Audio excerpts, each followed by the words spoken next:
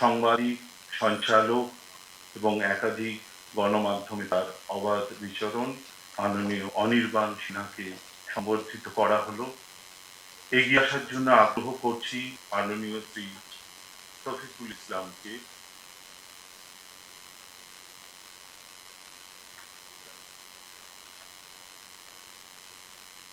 শফিকুল ইসলাম জনপ্রিয় ইউটিউবার, প্রতিবাদের অন্যতম একটি নাম। বাংলায় দীর্ঘদিন ধরে তার সচেতন বার্তা ভূবালীকে সঠিক পথের দিশা দিয়েছে, তাকে সম্মানিত করলেন প্রফিকের কাছে। এগিয়ে আসতে আগ্রহ করি অদ্বিতীয়া রায়, জাতীয়বাদী ডিজিটাল মাধ্যমে নির্দেশকের তিনি কাজ করছেন, তাকে সম্মানিত করা হচ্ছে। তাকে সম্মানিত করছেন অর্গানাইজার পত্রিকার সম্পাদক মাননীয় শ্রী প্রফিকের। দর্শক, আজকে কলকাতায় একটি অনুষ্ঠান হয়েছে যেখানে আমাকেও বলা হয়েছিল, আমিও গিয়েছিলাম। শিশির মঞ্চে বিশ্ব সংবাদ কেন্দ্র বলে একটি সংগঠন, যেটা সংঘের, এটা সংঘের একটা মিডিয়া সেল বলা যায়, যারা সমাজ ও রাষ্ট্রীয় জীবন সম্পর্কিত বিভিন্ন সংবাদ সমন্বয় করে থাকে এবং মাঝে মধ্যে কর্মশালা করে থাকেন মিডিয়া বা সংবাদ মাধ্যমের উপরে।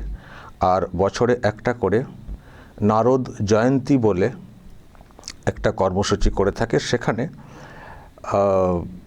মানে বিভিন্ন সাংবাদিক, যাদেরকে ওনাদের মনে হয় যে রাষ্ট্রীয় চিন্তা ভাবনা থেকে কাজ করছেন এবং মিডিয়ার কাজ করতে গিয়ে প্রতিকূল অনেক পরিবেশকে মুখোমুখি করেছেন এবং সেখান থেকে বেরিয়ে এসছেন, তো এইরকম লোকজনদেরকে ওনারা সংবর্ধনা দিয়ে থাকেন। তো এবার দেখছেন অনেকেই ওখানে আছেন, আমি সবার ছবি দেখাতে পারিনি, একটু পরেই দেখবেন।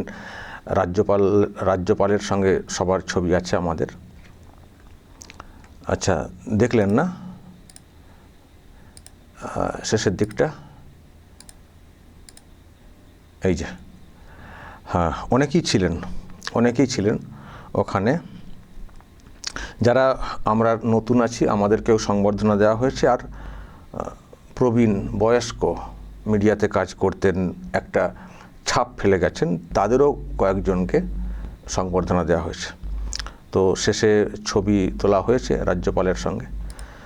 তো যাই হোক দর্শক, ওখানে গিয়েছিলাম, ফলে আজকে ওই গাড়িতে যেতে যেতে যা ভিডিও করার করেছি, ভিডিও বেশি মানে আজকে বেশি কিছু করতে পারিনি, জাস্ট একটু আগে করলাম বারুইপুরে যে ঘটনা ঘটেছে সেই বিষয়ে। কিন্তু দর্শক, ওখানে গিয়ে আমার কিন্তু আজকে খুবই ভালো লেগেছে এই জন্যে, কারণ সংবর্ধনা দেওয়া হয়েছে সেই জন্য ভালো লেগেছে সেটা না, মানে পরিবেশটা এমন ছিল এবং ওখানে অনেক গুণী মানুষ এসছিলেন। আর মিডিয়ার ব্যাপার, তো মিডিয়া নিয়ে অনেক চর্চা হয়েছে, একেবারে নারদ থেকে শুরু করে নারদ মুনির ব্যাপার স্যাপার, তাকে তো আদি সাংবাদিক হিসেবেও ধরা হয়, তো তার ব্যাপারেও চর্চা হয়েছে। তিনি যেসব সূত্র বলে গেছেন মিডিয়াতে কাজের জন্যে, সেই সব নিয়েও চর্চা হয়েছে। আর সেই সঙ্গে এখন মানে কিভাবে কি চলা উচিত সেই সব বিষয়েও চর্চা হয়েছে। ফলে এটা শুধু সংবর্ধনা ব্যাপারটা আমার কাছে ছিল না, এটা আমার কাছে মনে হয়েছে যে একটা কর্মশালা মিডিয়ার ব্যাপারে, একটা কর্মশালা, বিভিন্ন মানুষের মতামত প্রকাশ বা সাজেশন, যেটা আমার খুবই ভালো লেগেছে। আমরা মিডিয়াতে অনেক দিন ধরেই কাজ করছি, আমি তো 21 বছর বয়স থেকে মিডিয়াতে আছি বলেইছি। তো মেন স্ট্রিম মিডিয়াতে ছিলাম, পরে সোশ্যাল মিডিয়াতে চলে এসেছি, কিন্তু শেখার তো কোনো শেষ নেই। একভাবে শিখেছি। এখন মিডিয়ার মানে ভার্সন পাল্টেছে, মূল যে কাঠামো সেটা বজায় রাখার চেষ্টা করি আমরা, কিন্তু শেখার তো কোনো শেষ নেই। যারা বড়রা যারা আছেন, তারা যেভাবে কাজ করেছেন তাদের কাছ থেকে কিছু শোনা, সাজেশন নেওয়া, অনেকে এসব নিয়ে পড়াশোনা করেছেন, রিসার্চ করেছেন, তাদের থেকে ধারণা নেওয়া। তো এসবগুলো আজকে কিন্তু ওখানে হয়েছে, খুব ভালো লেগেছে। RSS-এর এই যে প্রোগ্রাম, এই যে শাখা সংগঠনের সত্যিই আমার মনে হয় এই ধরনের প্রোগ্রামগুলো করা উচিত। আমরা মিডিয়াতে কাজ করছি, এখন তো মিডিয়াতে মানে কোনো পড়াশোনা না করেও এখন সংবাদকর্মী হয়ে যাচ্ছেন, সাংবাদিক হয়ে যাচ্ছেন। তাতে হিতে বিপরীতও অনেক হচ্ছে। যেভাবে সংবাদ দেওয়া উচিত সেইভাবে পরিবেশন হচ্ছে না, সংবাদের জন্য অনেক গণ্ডগোল তৈরি হয়ে যাচ্ছে। ফলে সংবাদ কিভাবে করা উচিত, কোন সংবাদ করা উচিত, কোন সংবাদ করা উচিতও না, এগুলোও কিন্তু বোঝার দরকার আছে। আর সংবাদ করতে গেলে একজন দেশের নাগরিক হিসেবে মূল মন্ত্র কি হওয়া উচিত এসব ভাববার ব্যাপার আছে। আমি পেলাম, যা জানলাম হুট করে দিলাম, আমি সত্যবাদী সাংবাদিক, এটা হয় না। সাংবাদিকরা সত্য কথা বলবেন এটা ঠিক, কিন্তু সব সত্য সব সময় যে বলা উচিত সেটাও কিন্তু ঠিক না। এর জন্যই সাংবাদিকতার কৌশল জানতে হয়, মানে ব্যাপারগুলো জানতে হয়। তো ফলে অনেক কিছু শেখার আছে, কিছু শিখেছি। আমার যিনি গুরু ছিলেন অভিজিৎ দাশগুপ্ত, খবর আকনের, তাকে আমি সারা জীবন স্মরণ করব। শিখেছি, কিন্তু শেখার তো কোনো শেষ নেই। আবারও বলছি, আজকে গিয়েও অনেক কিছু শিখেছি। তো যাই হোক, আরএসএসের এই প্রোগ্রাম যারা অর্গানাইজ করেছেন আমাকেও বলার জন্যে ধন্যবাদ জানিয়েছি ওনাদেরকে। খুব ভালো প্রোগ্রাম এবং খুব গুণী মানুষ সব এসছিলেন, খুব গুণী মানুষ। আমি ওখানে এক মন্ত্রীকে দেখলাম, দেখতে পাচ্ছেন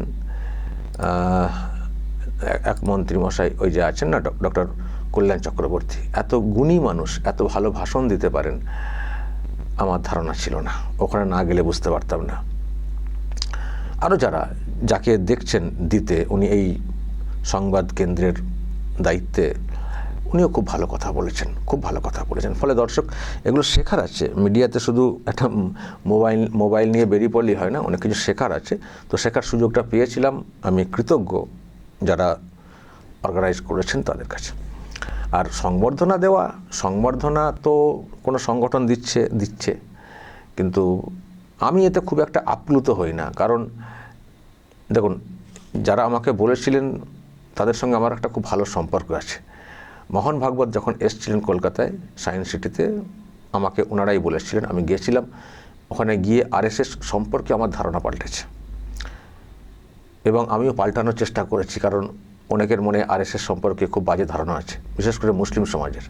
আরএসএস মানে সাংঘাতিক কিছু একটা, মুসলিম বিরোধী, এরা সবসময় হিন্দু করে মুসলমানদের বিরুদ্ধে। আমি ওখানে গিয়ে বুঝেছি পুরো ভ্রান্ত ধারণা। আরএসএস মুসলিম বিরোধী।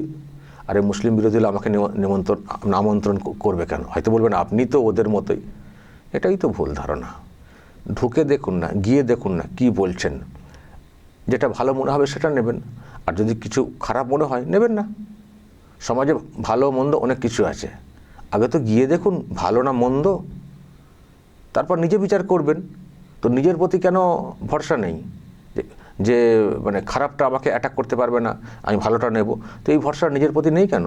আমি যদি ঢুকি, আমি যদি মনে করি যে খারাপ কিছু আছে, খারাপটা আমি নেব কেন?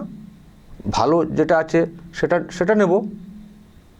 আর আদৌ খারাপ আছে কিনা সেটা দেখতে গেলে যেতে হবে। তো যাওয়াটা কি অন্যায় নাকি? আমাকে আগের দিনে কেউ বলেছেন আপনি আরএসএসের প্রোগ্রামে গেছেন, তো কী হয়েছে? আমি গিয়েছি, প্রশ্ন করেছি, মোহন ভাগবতজি উত্তর দিয়েছেন, সুন্দর উত্তর দিয়েছেন, আমি সেই উত্তরে সন্তুষ্ট। তো সমস্যা কোথায়? শেখার কোনো শেষ নাই, আর শেখার জায়গারও কোনো লিমিট নাই। যাওয়া যেতেই পারে, জানতে বুঝতে হবে। তো যাই হোক, আমাকে বলা হয়েছিল, আমি আপ্লুত না এই জন্য বলছি, আমি সংবর্ধনা এসব নিয়ে খুব একটা মাথা ঘামাই না, গেলে দাঁড়াতে হয় ইত্যাদি। কিন্তু আসলে আমার সংবর্ধনা দিতে শুধু আপনারা দিচ্ছেন, আমি কাজ কি কেমন করছি না করছি আপনারা তো বলেন না। প্রত্যেক দিন একটা ভিডিও আপলোড করলে আপনারা কমেন্টে বলেন শফিকুল্লাহ জিন্দাবাদ, এত জিন্দাবাদ বলেন, আমি জানি না আমি কত দিন বাঁচব। যাই হোক, এটা হচ্ছে আমার আসল সংবর্ধনা। আর প্রতিষ্ঠান গেলে যেটা নিয়ম সেটা ফলো করতে হয়। আর আমার নিজস্ব ইন্টারেস্ট ছিল ওটাই, যেহেতু আমি আরএসএসের ওই প্রোগ্রামে গিয়ে অনেক কিছু শিখে এসেছি, আমার সেই তাগিদটা ছিল এখানে যাওয়ার ক্ষেত্রে।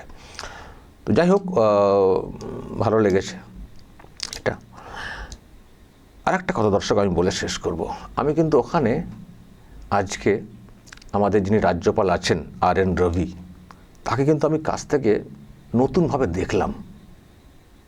তাকে আমি কাছ থেকে নতুনভাবে দেখলাম বলতে মানে বক্তব্য শুনেছি, বক্তব্য আর কতটা শুনি আমার এখান থেকে, ওই যতটুকু নিউজ অ্যাঙ্গেলে আসে, মিডিয়া 2 মিনিট 4 মিনিট একটা অ্যাঙ্গেল নিয়ে ভিডিও নিয়ে বক্তব্য নিয়ে নিউজ করে, আমরাও সেরকমই করি, কিন্তু পুরো বক্তব্য তো শুনিনি কখনো, আমার সেই সুযোগ হয়নি কখনো।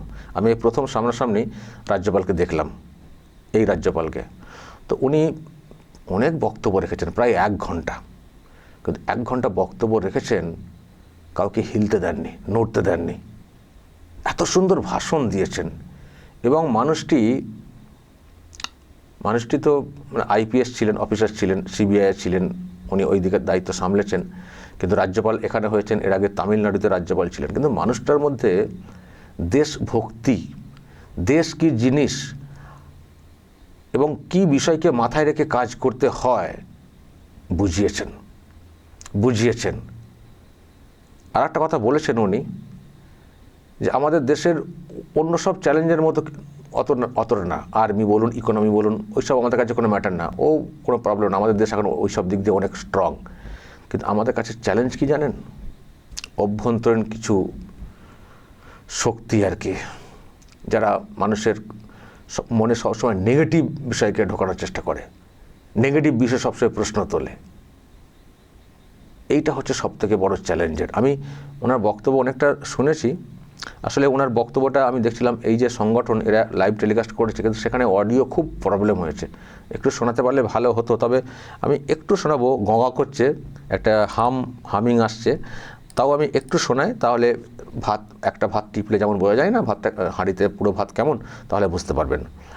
উনি অনেকগুলো কথা এখানে বলেছেন, যে জিতলে বলবো সব ঠিক আছে, আর হারলেই বলবো ইলেকশন কমিশনের দোষ। এই যে একটা হয়ে গেছে, প্রতিষ্ঠান যেগুলো আছে, যে প্রতিষ্ঠান যে গণতন্ত্রের ব্যাপারে গোটা বিশ্ব তাকিয়ে থাকে, তারা প্রশংসা করে ইলেকশন কমিশন অফ ইন্ডিয়ার, আর এখানে এমন একটা ন্যারেটিভ তৈরি হয়, জিতলে ভালো, হারলে কম্প্রোমাইজ, উল্টোপাল্টা। এই যে আস্থাকে নষ্ট করা, নেগেটিভ, এটা হচ্ছে আমাদের কাছে বড় চ্যালেঞ্জের। এটা বলেছেন দর্শক, আমি ততটা শোনাতে পারবো না, আমি জাস্ট একটু শোনাই, তাহলে বুঝতে পারবেন। এবং মিডিয়ার রোলটা নিয়েও প্রশ্ন তুলেছেন। Now, what are the challenges? Our challenges are not economic and military.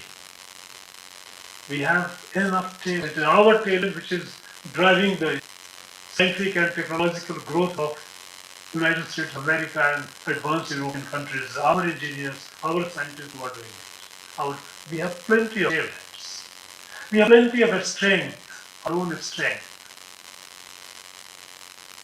The problem, the challenge, the biggest challenge is the forces within us which are trying to weaken us, retard our growth.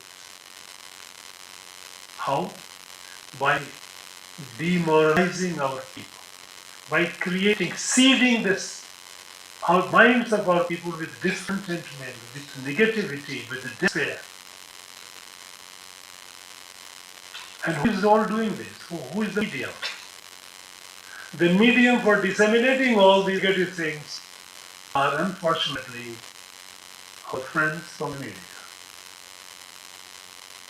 Media news has become a marketable commodity.